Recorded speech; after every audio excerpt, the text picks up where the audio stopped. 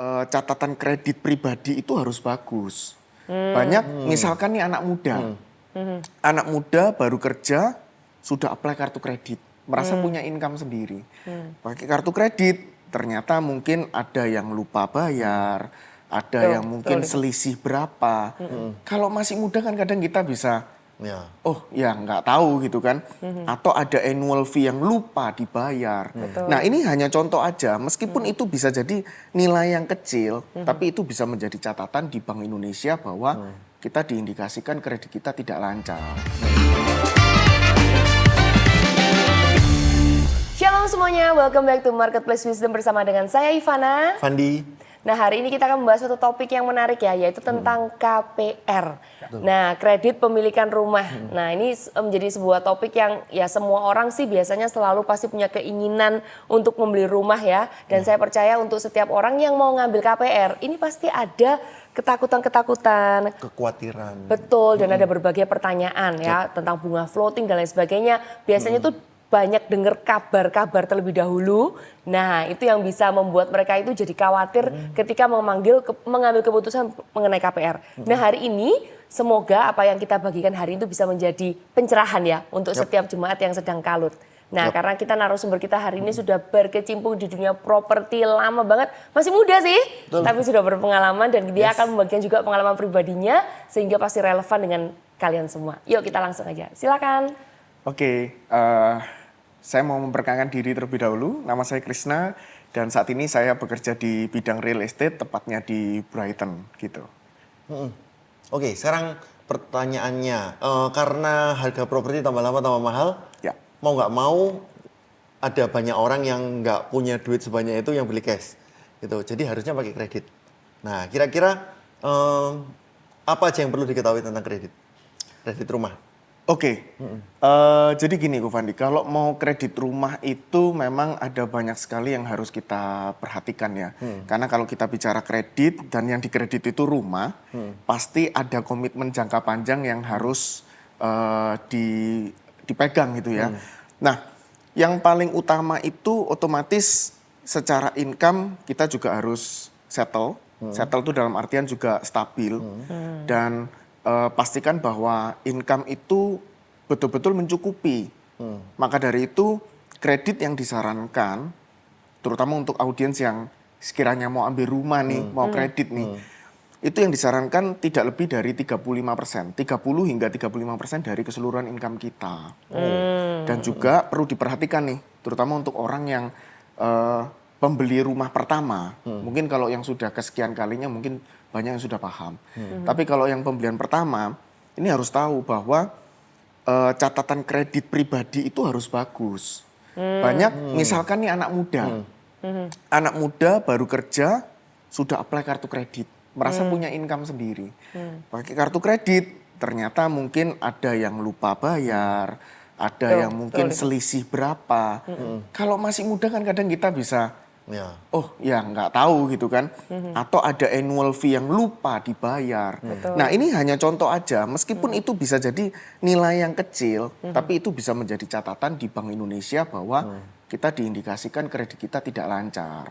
Sehingga saat KPR itu approval atau tidaknya atau rejectnya itu punya pengaruh yang cukup besar di sana. Ya, tapi yang orang pasti menyepelekan memang ya. Betul. Tapi yang pasti dipastikan dulu income secara pribadi dan juga harus tepat sasaran rumah yang harus dibeli. Nah banyak terutama kalau anak muda. Kalau anak muda ini kan mungkin spiritnya itu masih besar ya, masih menggebu-gebu, maunya rumah yang bagus, maunya rumah yang begini. Sehingga tidak relevan, tidak sejalan dengan income dari si nasabah tersebut. Nah yang mengakibatkan cicilan jadi bengkak. Nah ini yang berbahaya. Gitu. Oke. Nah sekarang kan sebenarnya juga ada pilihan kan, apakah harus rumah atau juga kota-kota besar sekarang ada apartemen dan sebagainya. Seperti itu. Kalau misalnya apartemen kan mungkin jauh lebih terjangkau ya daripada rumah, karena rumah sekarang udah jatuhnya udah miliar ya. Sedangkan dengan kondisi katakanlah, oke saya punya income UMR nih, itu uang minimum apa gitu ya, uang regional gitu. Nah kira-kira dengan 5 juta misalnya gitu, idealnya beli properti yang atau ya dengan KPR yang seperti apa? Kalau Rumah nilainya 5 seperti apa? juta berarti tadi yang disampaikan 30 sampai 35% gitu kan betul. ya. Jadi berapa itu? 1,5. Sekitar 1,5 sehatnya. Jadi kalau misalnya gajinya adalah berapa tadi? 5 juta. 5 juta. 5 juta berarti mencari properti itu idealnya adalah yang cicilan per bulannya itu 1,5 juta. Betul. Betul. Oke, itu cara ngitungnya ya teman-teman ya. Tapi kalau tadi yang disampaikan Ko Fandi mungkin baiknya apakah apartemen atau rumah. Nah, kembali lagi sebenarnya. Baik itu apartemen ataupun rumah, ini memiliki variasi harga yang rentangnya itu banyak. Bahkan kalau kita ngomong apartemen, harga yang apartemen 200 jutaan itu ada. Bahkan mau sampai apartemen 5 miliar ada. Begitupun juga dengan rumah. Rumah pun dengan harga yang terjangkau juga ada. Tapi kembali lagi tergantung dari kebutuhan dan kemampuan bayar. Kalau tadi Ko Fandi bilang kemampuan bayar 5 juta, ya maka harus disesuaikan. Tapi kita tahu bahwa mostly rumah itu harusnya lebih mahal daripada apartemen. Jadi kalau memang dengan budget yang tipis, ya otomatis apartemen itu bisa menjadi solusi. Tapi kalau memang maunya rumah, biasanya ada yang dikorbankan nih, Ivana, Ko Fandi. Yang dikorbankan biasanya jarak. Lokasi. Kita bicara lokasi. Lokasinya biasanya lebih jauh. Ya. Tapi kalau apartemen dengan harga yang lebih terjangkau, apabila KPR-nya masuk, biasanya masih dapat di area-area metropolitan. Kira-kira kalau misalnya apartemen 200 jutaan gitu cicilan per bulannya bisa nggak 1,5 juta itu? Gini, ini pertanyaan menarik sih, Ivana. Jadi kalau apartemen 200 jutaan itu bisa nggak cicilan 1,5? Bisa-bisa saja, karena sekali lagi kalau kita mau KPR itu kita punya yang namanya down payment. Jadi yang penting itu perencanaannya. Jadi jangan sampai Sorry, saya potong. KPR juga butuh DP ya? butuh Gitu. DP, Oh, butuh I DP. see. Jadi makanya pesan-pesan juga untuk para audiens juga kalau mau KPR itu harus disertai dengan rencana. Biasanya berapa persen DP-nya? DP ini bervariasi, Ko Fandi. Mulai dari tergantung kalau propertinya itu primary, kalau primary itu berarti properti baru, itu Jadi misalnya developer buka area Dari baru developer, gitu ya, misalkan. terus bisa dijual gitu, Ya. Senin harga naik. Jadi oke, balik. Jadi itu. Nah, biasanya berapa? kalau dari developer primary. itu kalau KPR primary itu bisa start dari 5% DP itu. Nggak terlalu gede-gede banget ya? Nggak terlalu gede. Misalnya Jadi saya di otomotif, ya biasanya DP harus berapa? DP nah, harus biasanya kan takut ya, Ko Fandi ya. Jadi kalau misalkan orang mau KPR itu kan, waduh, DP-nya aja saya bisa nggak siap gitu ya. Tapi kalau KPR itu produk primary, maka masih ada yang DP-nya itu cuma 5%. Tapi kalau untuk KPR secondary, kredit properti yang secondary itu secondary maksudnya rumah sudah ada, Rumah sudah second. ditempati orang, terus second, second ya, betul. dijual. Pemilikannya sebelumnya perorangan sudahan, bukan dari developer. Itu berkisar ini macam-macam ya. Ada yang start dari 20%, ada start dari 30%. Tergantung. Jadi kalau secondary itu memang lebih rumit karena banyak sekali yang harus dianalisa. Propertinya sendiri itu harus dianalisa, properti secondary-nya itu di appraisal, dicek kelayakannya dari perbankan, dan juga Keuangan. si orang tersebut, calon debitur tersebut juga dilakukan cek secara menyeluruh dan lebih ketat sifatnya. Jadi kalau memang keuangannya ini dirasa mungkin mohon maaf masih mepet, maka memang ada anjuran dari perbankan DP-nya bisa nambah. Oh, Jadi bahkan oke. untuk properti yang sama, Betul, bisa beda. calon debiturnya beda, Oh, hasilnya bisa kekuatan finansialnya beda, DP minimumnya juga bisa beda, Ko Fandi, Ivana. Gitu. Tapi setahu saya kalau misalnya developer primary itu banyak sekali sekarang tuh yang memberikan promo DP-nya free. Ya, betul Ada sekali. juga demikian. Nah, ini pasti akan sangat-sangat meringankan teman-teman Gen Z Betul. ya. Gitu kalau DP-nya 0 gitu ya berarti. DP 0 maka dia ya itu argonya mulai dari 0 gitu ya. Nggak mulai Langsung dari untuk cicilan, tapi tetap balik-balik. Tapi seperti yang sudah disampaikan bahwa cicilannya itu disarankan tidak lebih dari 30% dari income. Gitu ya. Betul. Oke. Anjurannya seperti itu. Sekarang kita masuk ke kerumitan di itu ya. KPR. Di KPR Di sisi ya. KPR. Di cicilannya itu. Nah, kira-kira apakah bayang saya nih, saya kan Ya. bukan orang properti, Anda berdua orang properti. Jadi saya mau wawancara Anda berdua. Oke, apakah bunganya flat? Kalau di otomotif kan, oke beli mobil gitu ya, DP sekian, terus bunganya flat sampai flat. 3 tahun atau 5 tahun. Nah, properti gimana? Oke, kalau di properti itu, kalau kita mau ambil properti, bunga itu biasanya ada 2. Paling umum itu ada 2, yaitu bunga fix dan ada bunga Ini floating. pilihan atau gabungan? Gabungan. Gabungan ya. Jadi Berarti ada fix ini ada dan fix, itu jadi ada satu floating, paket. dan itu jadi satu. Oke. Tapi jadi gini, pengertian fix itu seperti tadi Ko Fandi sampaikan, berarti bunganya itu tetap terus. Ya. Ya, Berubah. tapi kalau floating sesuai dengan namanya, floating ya, mengambang. Ah. Nah, ini sesuai permukaan air nih. Kalau permukaan air lautnya tinggi, ya bunganya juga ikut tinggi. Jadi kalau kita tahu KPR itu biasanya kalau orang itu mau kredit rumah, biasanya yang pertama dia akan melewati fase bunga fix dulu. Ya, Bunga berapa fix lama dulu. biasanya? Nah, ini bervariasi. Oke. Jadi asumsi KPR-nya 20 tahun gitu ya. 20 tahun. Oke. Oke. Ada ya 20 tahun ya? Ada. oh, ada. Ah, oke. Bahkan sampai 25 tahun, 30 rata-rata tahun berapa? ada. Mulai berapa tahun? KPR? KPR itu bervariasi juga. Sebenarnya Ada start yang 5 dari tahun? 2 tahun, 3 Oh. tahun, 4 tahun, 5 tahun juga Oke, ada. oke. Kan semakin pendek, cicilannya semakin besar. Besar, ya. Nah, Betul. itu. Tapi bunganya juga kecil kan, semakin pendek. Rumahnya Kalau di mobil beda-beda ya. seperti itu. Kalau di otomotif. Ya. Itu karena misalnya bunga 1 tahun itu lebih kecil daripada bunga yang 5 tahun. Oh, soalnya mungkin flat ya, Ya, di otomotif ya. flat juga. Yang kedua ini kan barang bergerak. Kalau rumah kan nggak bisa dibalari. Kalau mobil kan bisa Oh, dibalari. masuk akal. Oke, lanjut, Ya. lanjut. Oke. Ini asik ya gini ya. Cross ini ya, cross. KKB vs KPR ini. Episode 2 nanti. Jadi Oke, lanjut. yang menarik tadi saya mungkin akan sedikit melanjutkan dari yang Bu Fandi sampaikan. Apakah bunganya begini atau begitu? Kalau di KPR itu, apakah yang tenor panjang pasti nanti jadi lebih mahal, yang pendek jadi... KPR itu variabelnya banyak, faktor X-nya itu banyak. Jadi bunga itu bisa bervariasi. Jadi produknya itu banyak sekali. Tapi kembali lagi tadi ke fix dan floating, misalkan contoh orang Maksudnya ambil 20 tahun KPR ya? 20 tahun nih. Oke. Nah, pilihan produk dari perbankan itu macam-macam. Ada misalkan contoh bunganya 4% fix 3 tahun misalkan. Maka kalau memang saya sebagai calon debitur memilih bunga tersebut, 3 tahun pertama saat saya cicil itu bunganya masih fix. Tapi Rata-rata masuk tahun contoh keempat. berapa persen ya? Ini konteks April 2026. Oke. Itu. Kalau rata-rata biasanya yang paling favorit orang ambil itu ya fix 3 tahun, fix sampai 5 tahun. Bukan, Kalau bunganya bunga berapa persen kira-kira? rata-rata di Rata-rata. angka 4 sampai 5%. ya? Oke. Betul.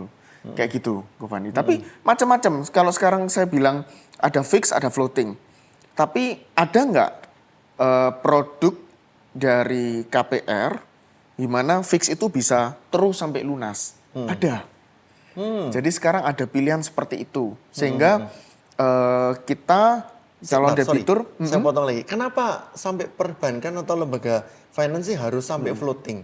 Bukankah yang kayak tadi saya katakan, kalau mobil itu barang bergerak, toh ini juga nggak, apartemen nggak akan bergerak kan, Ya. itu kecuali dipindah tangankan. Nah, kenapa nggak banyak yang udah fix semua aja? Atau karena ini jangka panjang, situasi ekonomi yang juga floating, Ya. seperti atau gimana pertimbangannya menurut Bro Krisna? Oke. Gini, kenapa kok harus ada bunga floating gitu ya? Kenapa nggak semua diterapkan bunga fix? Karena bagi perbankan bahwa bunga fix, banyaknya produk itu yang bunga fix itu juga bisa menjadi resiko untuk bisnisnya. Karena kita tahu suku bunga itu tidak pernah fix. Kalau kita ngomong suku bunga baik itu secara negara dari acuannya dari Bank Indonesia ataupun suku bunga dunia global itu tidak akan pernah fix. Nah, suku bunga itu akan naik dan turun mengikuti kondisi baik itu kondisi ekonomi negaranya atau ekonomi global. Dan ini Gitu, mempengaruhi yang floating tadi gitu ya? Betul. Jadi kalau ibaratnya bank itu terlalu banyak main fix.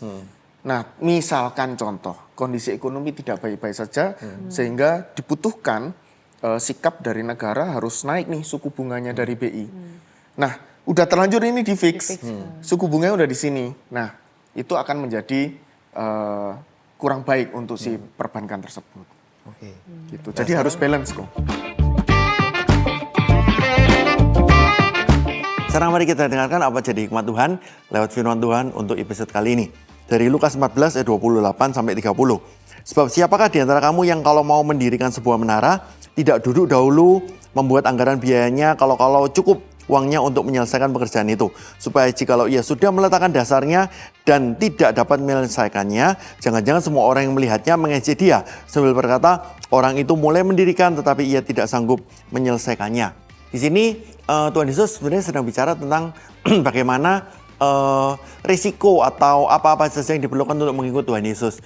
Tuhan tidak mau masing-masing dari kita ikut dengan iman yang gegabah, maksudnya iman yang benar-benar tidak ada dasar sama sekali. Tetapi justru dengan hal-hal seperti ini Tuhan ingin mengatakan bahwa ayo kita benar-benar harus melihat segala risikonya dan kita memutuskan untuk mengikut Tuhan karena Tuhan adalah satu-satunya juru selamat kita dan Tuhan adalah satu-satunya yang terbaik. Tapi kalau kita tarik ke dunia nyata, di sini Tuhan juga hendak memberikan hikmat secara universal bahwa masing-masing dari kita, please buatlah anggaran dulu, buatlah perencanaan dulu, berhitunglah terlebih dahulu. Bukan untuk meragukan iman pada Tuhan, bukan untuk bagaimana kita nanti punya kecurigaan sama Tuhan, enggak. Tetapi Tuhan minta kita ini juga realistis. Oleh karena itu dalam case ini masing-masing dari kita, apakah kita perlu KPR atau enggak, ataukah kita bayar semuanya di depan secara tunai, itu bijaksana atau enggak. Semuanya Tuhan minta kita melakukannya dalam satu koridor untuk bahwa masing-masing dari kita harus duduk dulu, berhitung dahulu supaya kita tidak ketika nantinya supaya kita benar-benar selesai sampai tujuan dengan mulus, dengan penyertaan Tuhan, dan juga tidak perlu ada excess baggage seperti drama-drama kita tengah-tengah nggak bisa menyelesaikan. Tahu-tahu nanti bukankah kita tahu bahwa kadang-kadang di tengah jalan ada krisis lah, ada pandemi lah, ada apalah. Tuhan ingin masing-masing dari kita duduk, diam, tenang, berserah pada Tuhan, berhitung dengan nikmat Tuhan yang terbaik sehingga masing-masing dari kita bisa menikmati berkat dan karunia yang sudah Tuhan siapkan bagi kita semua. Apakah kita mau bersandar pada Tuhan, tapi juga berhitung baik-baik, ujungnya memuliakan nama Tuhan. Tuhan Yesus memberkati. Oke, sekarang katakanlah berarti, nah ini kita gimana cara mengelola keuangan nih kan? Begitu katakanlah tadi 4 tahun pertama bunganya fix, terus 4% gitu ya. Itu mungkin oke, kita sendiri bisa berhitung-hitung ya, income sekian. Nah setelah 4 tahun begitu pindah floating, apa yang terjadi? Kalau nanti setelah 4 tahun, maka nanti akan mengikuti acuan suku bunga dari Bank Indonesia pada tahun tersebut, di tahun keempat itu. Jadi kalau misalkan bunganya tinggi, itu masih ditambah spread dari bunga si bank tersebut. Jadi bisa lebih tinggi lagi. Bahkan kalau kita bicara mungkin gambaran aja, bunga floating itu bisa saja mencapai 12%. 13% pun juga sangat-sangat mungkin. Dari 4%, Ya. nanti tahun Naiknya kelima bisa lompat. Bisa lompat jadi 10, 11, kali ya? ini yang kita nggak tahu. Jadi Makanya kebanyakan mengikuti. orang oleng setelah itu ya. Betul, bahayanya di situ. Nah, oke. Gitu. Nah, Kalau orang lalu nggak apa yang siap. mungkin apa yang harus kita lakukan? Ini ketahuan kok Fandi beli rumahnya cash nih. Wah, kelihatan selalu cash terus ini, Cek. Ketahuan. Oke, balik Kalau ke nggak topik. in-house, ketahuan. Oke, amin. Nah, terus. Oke, kira-kira apa yang mungkin Masuki bunga floating Apa tahun yang- Enggak, keempat. saya kan memerankan newbie Oh, iya. yang benar-benar tidak mengerti apa-apa gitu ya, mulai dari nol. Oke. Silakan dijawab. Ya, Siap. Jadi kalau misalkan kita akan menghadapi seperti itu, apa yang harus kita lakukan? Yang pertama, kita harus cermati kapan memang bunga floating itu akan kita hadapi. Dan akan lebih baik kalau kita punya uang lebih, kita bisa lakukan extra payment. Extra payment supaya kita nggak terlalu rugi di saat sudah masuk di bunga floating itu. sorry, maksudnya extra payment nggak ya? Extra payment itu begini. Jadi kalau misalkan kita punya uang lebih, hutang pokok kita tuh bisa kita tutup sebagian. Kita tutup sebagian. Misalkan kita hutang 1 miliar. Udah kita bayar 200 juta, maka masih ada sisa 800 juta. Tapi katakanlah, oke, saya dapat bonus dari perusahaan 100 juta misalkan. Oh, itu bisa Uang ya? ini bisa saya tutup lagi. Jadi yang tadi semula masih sisa 800 jadi sisa 700. Itu salah satunya. Tapi kan tidak semua orang punya Ada Ya, dananya. seperti ini ya. Dan yang berikutnya adalah bisa dilakukan strategi refinancing berupa take over. Jadi kalau di dunia perbankan itu ada produk lagi yang namanya take over. Take over itu artinya memindahkan kredit dari bank sebelumnya ke bank yang baru. Oke. Gitu. Bisa nggak kalau itu dilakukan dengan bank yang sama? Nah, Atau itu harus dari pertanyaan saya bank lain? juga. Gini, kalau dari bank yang sama itu Jadi nego nih, renegosiasi kan berarti. betul. Apakah bisa? Jawabannya bisa. Masih punya peluang untuk bisa. Mungkin kita sebut namanya ada istilahnya tuh beda-beda, tapi ada beberapa bank yang istilahnya itu migrasi gitu ya. Migrasi. Ya, oke. jadi bisa saja mendapatkan peluang dengan bunga fix yang sama. Karena misalnya 4% lompat ke 12% kan ya langsung kaget kan. Kaget, pasti kaget. Karena Dan itu cicilan tuh migrasi langsung bisa. bengkak. Nah, oke. Apa namanya? Apakah itu pindah ke bank lain ataukah itu namanya migrasi? Apakah bisa itu nego lalu oke bunganya tetap 4% untuk 4 tahun ke depannya lagi untuk tahap kedua gitu atau pindah ke bank lain lalu itu jadi 4% lagi atau gimana? Sebenarnya kalau secara peluang itu lebih tipis kalau di bank yang sama. Karena sudah di perjanjian di awal itu pada waktu akad Ya. di depan notaris itu kan sudah seperti itu yang diakadkan gitu ya. Jadi peluangnya itu sebenarnya tipis. Akan lebih mudah dan lebih baik sebenarnya di take over kan ke bank lain. Nah, Apa keuntungannya take over ke bank lain? oke, secara keuntungan sudah pasti bunga yang floating itu bisa kembali lagi ke bunga fix lagi. Oh, Jadi gitu. otomatis cicilan itu bisa balik lebih Jadi 4% lagi. murah lagi. Nah, apakah jadi 4% tergantung tergantung promo dan Kondisi. produk dari bank yang baru tersebut. Gitu. Jadi kalau di tempat kami di Brighton itu sering sekali kami itu bantu konsumen seperti ini. Jadi konsumen-konsumen yang kaget saat bunga floating mungkin kan kita nggak tahu ya. Dulunya belinya itu ya bunganya murah fixnya sekian tapi nggak mikirin floatingnya. Udah ambil terus ternyata ada kesulitan pada saat bunganya floating. Kami sering bantu seperti itu. Bantu konsumen-konsumen yang mengalami kesulitan finansial. Jadi kami bantu dari Fast Loan by Brighton itu kami tawarkan solusi take over. Jadi cicilannya balik ringan lagi. Dan itu sebenarnya tidak menyalahi etika juga ya? Atau itu sebenarnya sudah ada di akad bahwa konsumen dan nasabah ini diperbolehkan untuk setelah fix selesai floating ini ada opsi juga untuk di take over oleh bank lain gitu? Sebenarnya tidak ada regulasi khusus terkait hal itu.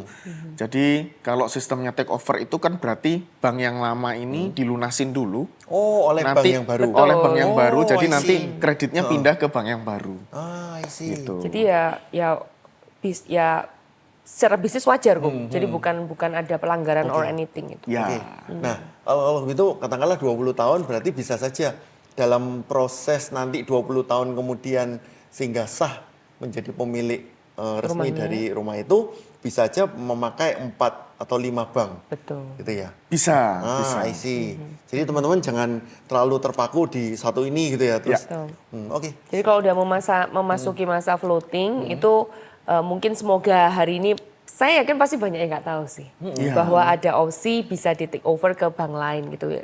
Nah, itu perlu berapa waktu sebelumnya untuk mempersiapkan itu? Jadi bukan, udah, wah kaget terus nggak mampu bayar diuber-uber sama debt collector dan sebagainya. Nah, supaya segala sesuatu berjalan dengan mulus, kira-kira sebelum deadline perpindahan ke floatingnya tuh tarik maju berapa lama?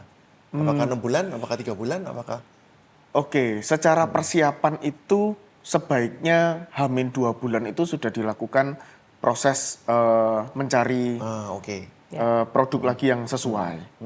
Karena proses mencari itu kan juga tidak mudah juga, harus cari yang betul-betul cocok dan disesuaikan dengan kemampuan finansial kita. Oke. Dan 1 bulan lagi spare untuk menyiapkan dokumen-dokumen baru. Jadi nanti akan dilakukan evaluasi dan analisa lagi dari pihak perbankan yang baru. 2 bulan cukup ya? 2 bulan saya kira cukup. Asalkan memang contoh, biasanya gini, kalau orang yang sudah pernah KPR, biasanya sudah tahu kira-kira syarat dan dokumen yang harus dilengkapin apa. Datanya apa aja. Sehingga sudah punya pengalaman itu. Nah, yang pasti selama syarat dan dokumen yang dibutuhkan untuk pengajuan kredit ulang take over itu tadi bisa dipenuhi dan disanggupin, sebenarnya 1 bulan itu sudah cukup. Oh, Jadi kalau satu malah bulan, cukup. 2 bulan aman untuk gitu ya? 2 bulan, jadi 1 bulan untuk mungkin research, lalu 1 bulan lagi untuk menyiapkan dokumen. I see. Itu, Ko Fandi. Oke, satu mungkin pertanyaan terakhir dari saya. Nanti kalau Ivan ada pertanyaan lagi nggak apa-apa. Ngomongin masalah KPR nih dan perkreditan. Sejauh mana ini mungkin udah masuk ke ranah yang agak-agak bukan agak ya ranah rohani juga ya. Sejauh mana kita bisa melihat oh ini aku dengan kekuatanku sendiri ternyata bisa berhitung-hitung ini cukup. Atau yang sering kali terjadi juga yang membuat anak Tuhan kejeblos adalah oh ini agak tidak terjangkau nih. Tapi Tuhan dengan iman pasti bisa dalam nama Yesus malahan pakai nama Tuhan gitu ya. Ini pasti bisa akhirnya ngambil tapi tengah-tengah oleng.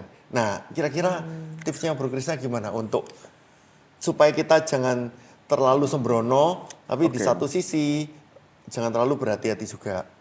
Oke, ini menarik sekali sih, Ko Fandi. Jadi saya rasa harus balance dan saya juga salah satu pelaku juga yang juga beli properti juga dengan cara bayar KPR juga. Boleh kesaksian kalau gitu. Wah, mau kesaksian juga nih. Jadi yang pasti kita harus mengukur dulu. Kita harus bisa mengukur diri sendiri. Ngaca dulu ya. Iya. Bercermin dulu. Penting banget. Kita harus mengukur diri sendiri Dompetnya dulu. kok yang ngajak. iya. Betul. Dompetnya cukup nggak? Gitu ya. Jadi secara keuangan dicek dulu dan juga stabil atau enggak dan bisa tahu kemampuan diri itu sebesar apa. Jangan sampai apa yang kita ambil keputusannya itu di luar kemampuan kita. Lalu yang berikutnya sebenarnya gini. KPR itu kan komitmen jangka panjang. Kalau saya pribadi mengandalkan kemampuan diri sendiri itu saya rasa nggak cukup. Dan kalau dipikir-pikir secara logika aja bahayanya itu bisa banyak. Kalau kita ngomong 20 tahun itu resikonya banyak sekali. Apakah pekerjaan itu bisa begini, apakah bisnis itu bisa baik terus, mulus terus gitu ya. Tapi apa yang membuat saya sendiri itu berani untuk ambil KPR gitu ya, meskipun itu komitmen jangka panjang, karena juga disertai dengan iman dan rasa percaya. Itu yang saya alamin sendiri. Jadi saya tahu bahwa apabila kita percaya, itu memang sudah jalan yang disiapkan oleh Tuhan, sudah memang waktunya, dan kita bekerja, katakanlah misalkan KPR jangka panjang berapa belas tahun gitu ke depan, kita bekerja sesuai dengan apa yang diwartakan dan apa yang menurut firman Tuhan juga, yaitu bekerja dengan baik, bekerja dengan jujur, dengan integritas. Saya kira dengan panduan itu kita bisa menjalani apapun itu rintangannya. Jadi harus balance kok sekali lagi. Jadi mengukur diri sendiri juga, tapi mengandalkan diri sendiri juga kurang baik. Jadi harus tetap mengandalkan Tuhan. Gitu. Jadi minimal tetap berjalan dengan iman, tapi juga lihat bahwa Berhikmat kalau ya, sudah lebih dari 35% dari income, wah itu mendingan jangan gitu ya. Mencari Betul, aja budget rumah yang sesuai dengan Betul. income-nya. Sip. Nah, saya teringat sesuatu kalau misalnya jika pekerjaanmu terasa tidak menyenangkan, ingatlah liburan gitu. Tapi yang kedua yang lebih parah lagi atau yang membuat kita lebih bersemangat lagi jika pekerjaanmu terasa tidak Cicilan. menyenangkan, ingatlah cicilan. Milikilah cicilan gitu ya. Supaya semangat kerja terus ya nih. Oke. Saya udah selesai. Gimana dengan Ivana? Udah sih, thank you banget. Mungkin sekarang saatnya bisa, kalau ada something yang mau disampaikan boleh. Tips-tips gitu. Sambil nyambung langsung lanjut mendoakan. Untuk setiap teman-teman mungkin yang ada yang ragu, ada yang takut dan lain sebagainya ketika mau mengambil keputusan besar ya. Boleh didoakan. Oke, mungkin pesan dulu aja. Jadi untuk para audiens juga yang sudah mengikuti percakapan kita, perbincangan kita, saya rasa KPR itu atau kredit atau bagi kalian yang mungkin cari properti nggak usah takut sebenarnya, karena yang penting kita KPR itu juga sesuai dengan rencana kita, dengan strategi kita juga, pastikan bahwa keuangan aman, pekerjaan atau bisnis kita juga stabil. Saya kira itu bisa kita lalui gitu ya. Jadi KPR itu bukan sesuatu yang ditakuti, tapi justru yang support kita untuk bisa kita mendapatkan rumah impian kita. Salah satunya seperti itu. Yes. Oke, silakan Bro Kristen Mungkin untuk kita- mendoakan jemaat yang sekarang mungkin juga lagi deg-degan, ini bisa bayar nggak? Iya. Terus kapan Tuhan kasih hikmat untuk bisa mungkin yaitu take over ke bank lain dan sebagainya seperti itu. Yuk, kalau gitu mari kita doa bersama. Tuhan, kami mengucap syukur kepadamu ya Tuhan, di hari yang spesial ini Tuhan, kami saling sharing Tuhan, tentang KPR, tentang suku bunga ya Tuhan. Sekiranya apa yang kami perbincangkan, apa yang kami diskusikan itu Tuhan bisa membawa kebaikan bagi setiap pendengar, bisa membawa berkat Tuhan bagi setiap pendengar juga, baik itu pendengar yang akan melakukan pengambilan KPR, pengambilan properti Tuhan dengan cara kredit, ataupun yang sudah mengambil properti dengan cara kredit dan sudah memasuki bunga floating Tuhan.